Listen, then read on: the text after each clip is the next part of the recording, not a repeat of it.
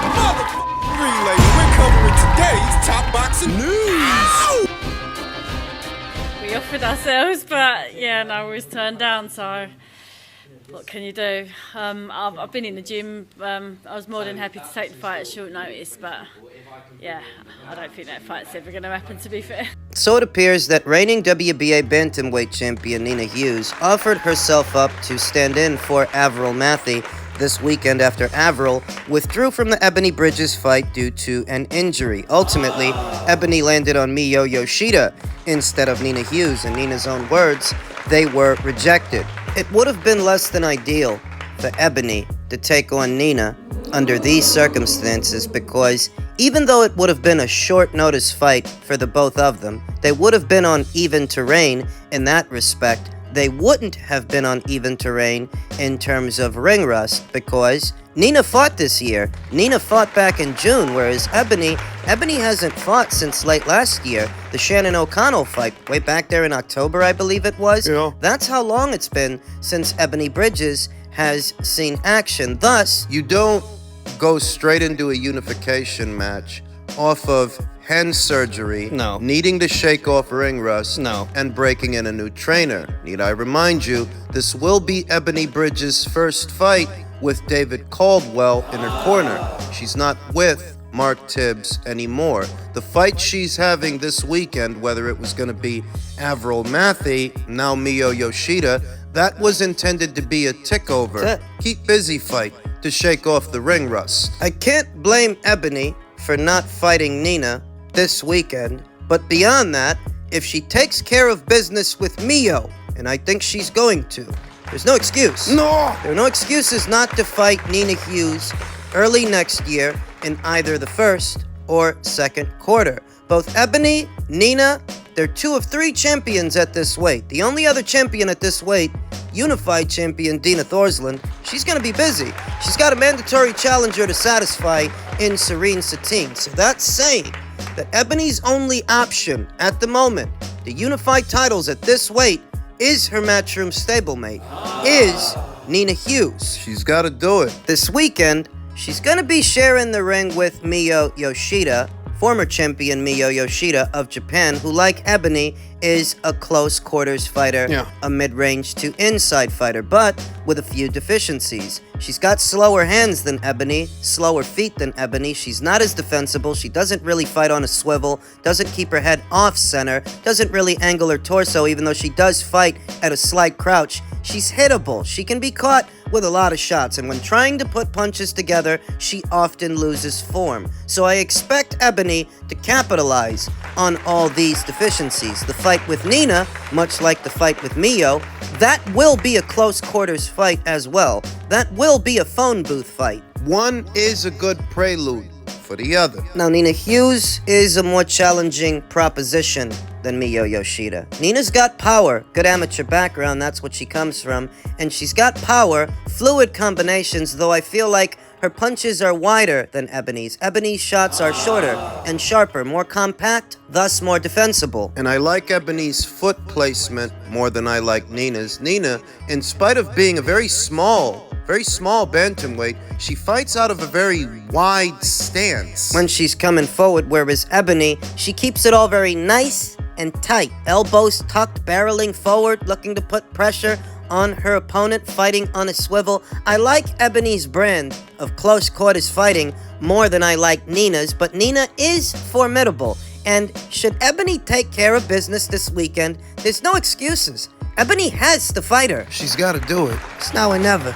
Ebony Bridges is what, 36, 37 years old? Nina's 41? The clock is ticking. She can be excused for not having fought Nina this year, but there's no excuse for it not to happen next year, and I expect that it will, provided Ebony takes care of business this weekend. We'll see what happens. In men's lightweight news, as it pertains to unbeaten up-and-comer Floyd Schofield, whose co-promoter says 135 is fucking wide open and Kid Austin is going to own this division. He was in action this past weekend on the undercard of Garcia versus Duarte. You witnessed a first-round knockout tonight against a guy that was not supposed to get knocked out, noted Cameron Davies, Schofield's co-promoter and partner with Golden Boy in the young Texan's promising career. This was a star-studded crowd, and I feel like a lot of them came out to watch Kid Austin and watch greatness. If you want to continue to watch that, look, man, 135 is fucking wide open. Pardon my language. But you saw what Devin Haney did and what's happening in the sport. Kid Austin is going to own this division. Floyd Schofield sports a professional record of 16 wins with no losses, no draws, 12 recorded knockouts, and he's big for the weight, young, only 21 years old, his whole career ahead of him, and I like what I see in this kid. He has the look of a big, strong boxer puncher. He's an action fighter. He's a lightweight campaigning at 135 pounds, so often the conversation at 135 is dominated by the same old guys. It's the same old names, same old talking points. Same shit. But there are a few other lightweights that are not as talked about as, say, a Gervonta Davis or a Shakur Stevenson, and Floyd Schofield is one among them. William Zepeda is yet another. Both of those fighters fight under the Golden Boy Promotions banner. There is also Top Rank's own Raymond Muratalla. There really is a lot more going on at 135 pounds than just the same old, the same old stuff about Shakur and Devin and Shakur and Gervonta, or Gervonta and Lomachenko, or Lomachenko and Shakur. There really is more happening at that weight than just those same guys, those same names. These are three to look out for. Raymond Muratalla, who boxes under the Top Rank banner, William Zepeda, and Floyd Schofield, who boxes under the Golden Boy Promotions banner. A vow made by the rising prospect on his rapid transition to contender status is to further wow the crowd with his next appearance and all others moving forward. I know I can do better than that, insisted Schofield. Quite the statement considering his 4 knockdown performance in less than 2 minutes. I trained really hard. That's just a little bit of it. I can't wait to show you guys. And fighting on the Golden Boy Promotions side of things could give him access to former champion Jojo Diaz, who immediately after that fight expressed an interest in sharing the ring with Floyd Schofield. And Joseph Diaz, for all his faults and all his drawbacks, he is a former champion. He's currently a seasoned gatekeeper, having shared the ring with the likes of Devin Haney and William Zepeda in recent memory, neither of which could stop him. He's tough. Been in there with Victor Terrazas, Andrew Cancillo, Gary Russell, Tevin Farmer, Shavkat Rakhimov, Javier Fortuna, Devin Haney, William Zepeda. These are all very different fighters with different skills. Some are bigger punchers than some others, and it says a lot that throughout all of this, Joseph Diaz has never been knocked out. He's never been stopped. He's a tough guy, volume puncher, and a southpaw. And I think, at this point, he'd be an adequate step-up fight for young Floyd Schofield. Golden Boy Promotions can make it. They can make it for next year. It's an intriguing fight because even if you do think of Joseph Diaz as being a gatekeeper at this point, he still is a lot more experienced than Floyd Schofield. Floyd is certainly bigger, a lot younger. I'd wager he's a lot stronger than punch for punch. He hits harder than Joseph Diaz, but Joseph is a tough nut to crack, and he's a volume puncher. He don't shy away from a squabble mid-range to inside. So this is an intriguing developmental fight that Golden Boy Promotions can look to make in the coming year, and I look forward to seeing the continued development of Floyd Schofield. As some of the more familiar names at lightweight boring me to death. It's just the same old shit from the same people. It's nice to see some fresh faces at 135.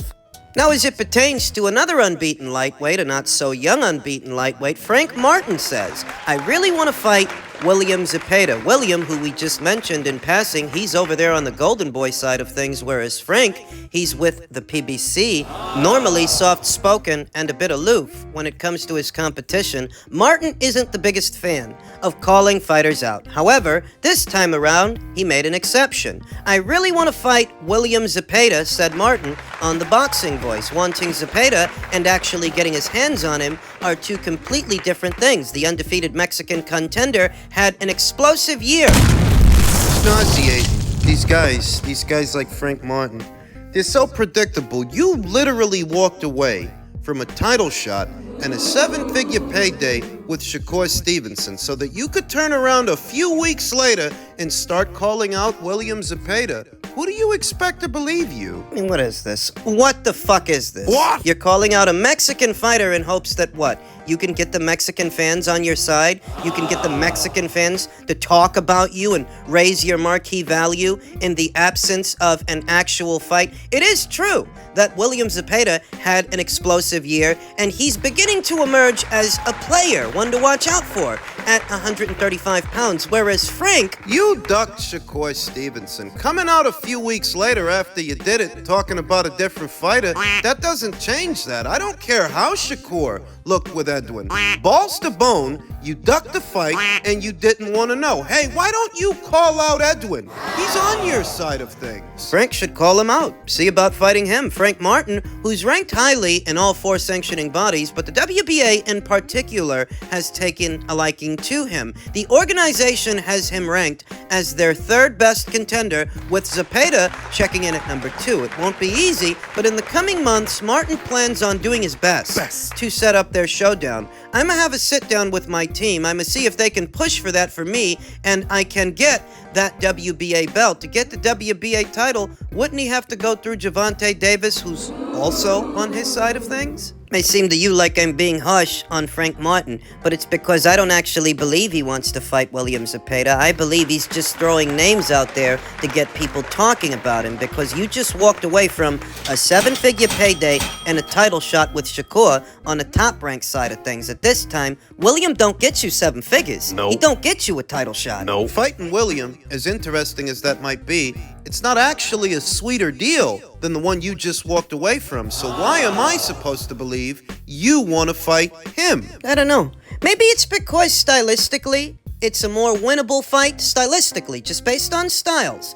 It's a more winnable fight than the Stevenson fight. Shakur Stevenson, the pure boxer, Frank Martin, the boxer-puncher, and William Zepeda, the pressure guy. Boxer-punchers do tend to have an advantage over pressure fighters. Pressure guys like William Zepeda, but that doesn't make the fight any more feasible. That doesn't make this call-out any more believable or this matchup any more realistic. You just walked away from a lot of money. A lot of money that you won't make fighting William. Not right now. And how do we know that this doesn't all just devolve into a sides of the street thing, a Golden Boy promotion side versus a PBC side of the street thing? I don't take Frank Martin's call out serious. I don't take him seriously. He looked like shit with Artem Haratunian in his last fight, and some people think he shouldn't have got the decision in that fight, but he did, and he just ducked the fight with Shakur Stevenson. But I'm supposed to believe he's serious about fighting Williams. It's a tough sell, and a lot of the buzz around this guy isn't so much about how he looks or who he's been fighting, but who promotes him. He's supposed to be Errol Spence Jr.'s fighter. So if you saw a small cult, a small contingent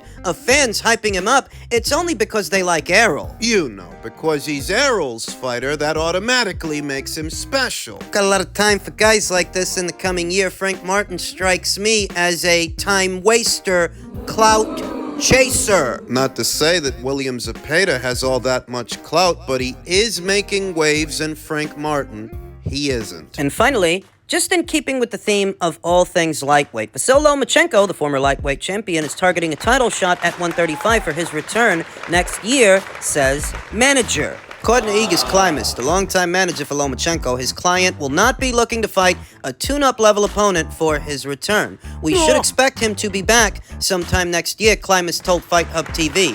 After that, not a loss, but a quote-unquote loss, as we say. He just said he's not going to do anything until the end of the year. He's taking it easy, doing whatever he does at home, and then next year is going to come and we're going to start looking into the fights. We're not looking to fight just to fight, Klimas continued. He wants to fight for the title, so we'll see what we can get. And rumor has it, the fight they're going to end up having is the George Kambosos fight for what could be the newly vacated IBF title, which we've talked about several times. Now, Klimas says that they don't want to do a tune-up kind of fight, a tune-up kind of opponent, but in many ways, that's what George Kambosos is. The irony that most people feel, George should be coming off a loss and Vasyl Lomachenko should be coming off a win, but what the record shows, is the opposite. Reduced to tears immediately after the Devin Haney fight, you saw how disheartened he was. I wouldn't have been surprised to see Vasyl Lomachenko call it a career behind that on the premise that he's been jiked on the cards 2 times. He got jiked on the cards in a Salido fight early in his career, and more recently he got jiked on the cards in the Devin Haney fight. How could he muster up the desire, the fire, to keep fighting and keep trying for alphabet titles when he can't seem to get a fair shake? With George Kambosos, even today's version of Vasyl Lomachenko, who may be somewhat disillusioned and disheartened, Still be heavily favored to beat George. the matchmakers inadvertently let the cat out of the proverbial bag based on who they chose to match George against in his last fight. In his last fight, he was in there with a moving target,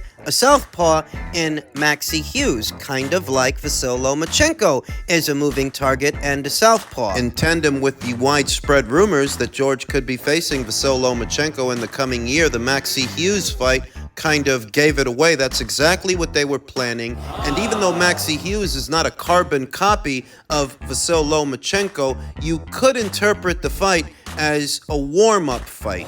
George put forward a lukewarm performance. It's for this reason that even now, even here today, I would still heavily favor Vasyl Lomachenko to do a number on this guy and perhaps become a 3-time lightweight champion, though. Just fighting George for the sake of fighting George and fighting for the IBF title just for the sake of fighting for the IBF title, it feels like it's all build up for something bigger. Currently, Shakur Stevenson, in spite of his lackluster showing in his last fight, he still is WBC lightweight champion. He does have the green belt, so maybe the George Kambosos fight is a prelude to a Shakur Stevenson showdown, a unification match with him that can still happen. What we can only hope is that Shakur Stevenson has another fight in between now and then, and that fight, whoever it's against, he looks better in that fight than he did in the last one, because the last one was horrible. It's also worth noting that Emmanuel Navarrete, 3-division champion Emmanuel Navarrete, he petitioned for WBO Super Champion status, and he actually got it. Currently, he's down there at 130, but sometime in the near future, he might move up to 135, and a fight between him and Vasyl Lomachenko, that might put asses in the seats too. WBO title's vacant right now. I wouldn't be surprised if they add it to the Lomachenko versus Kambosos fight. Which could set up the Navarrete fight. We'll see what happens.